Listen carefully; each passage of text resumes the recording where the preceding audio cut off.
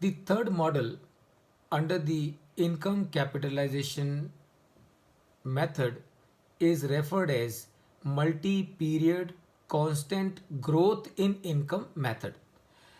Now, no rocket science. If you read multi-period constant growth in income, that means in this model, not only you have the income, but in this model, you have the income which is also growing at a given rate, given growth rate.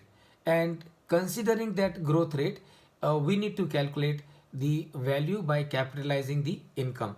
So this is also known as Gordon Growth Model, GGM. I am sure you will come across this term sometime, definitely, in the preparation of the exam. This is known as Gordon Growth Model or GGM. And what is the formula for calculating value of a share using GGM, Gordon Growth Model?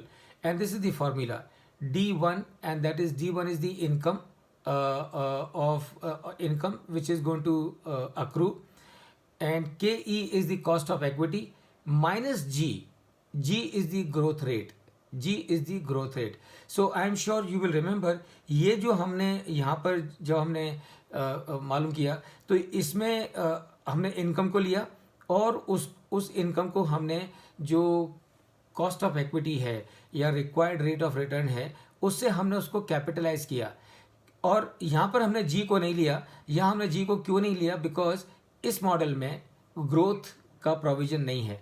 Gordon growth model में growth का provision है। So that is why how do we do the capitalisation?